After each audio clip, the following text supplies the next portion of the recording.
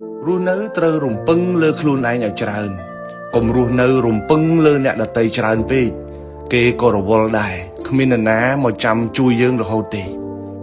យើងត្រូវការកម្លាំងចិត្តតែកុំរំពឹងទន្ទឹងរង់ចាំឲ្យអ្នកដទៃមកលើកកម្លាំងចិត្តយើងឡើយគេមិនលើកទឹកចិត្តយើងក៏កុំខឹងគេហើយត្រូវតែរកវិធីលើកទឹកចិត្តខ្លួនឯងជាប្រចាំយើងត្រូវការលើកទឹកចិត្តតែយើងមិនរំពឹងថាអ្នកដទៃមកលើកទឹកចិត្តយើងរហូតទេគេជួយលើកទឹកចិត្តយើងអរគុណគេណាប៉ុន្តែបើគេមិនជួយលើកទឹកចិត្តយើងក៏មិនត្រូវបាក់ទឹកចិត្តដែររៀនលើកទឹកចិត្តខ្លួនឯងជាប្រចាំព្រោះមានតែយើងទេដែលជាម្ចាស់ការនៃជីវិតរបស់យើងត្រូវការលុយតែកុំរំពឹងថាសុកណានាម្នាក់នឹងយកលុយមកឲ្យយើងដោយស្រាប់ឲ្យសោះអ្នកត្រូវខំប្រឹងរកវាដោយខ្លួនឯងបង្កើតក្តីស្រឡាញ់ឲ្យคล้ายទៅជាចំណូលខំប្រឹងដុសខាត់ខ្លួនឯងឲ្យស្រឡាញ់អាជីពដែលខ្លួនឯងកំពុងធ្វើ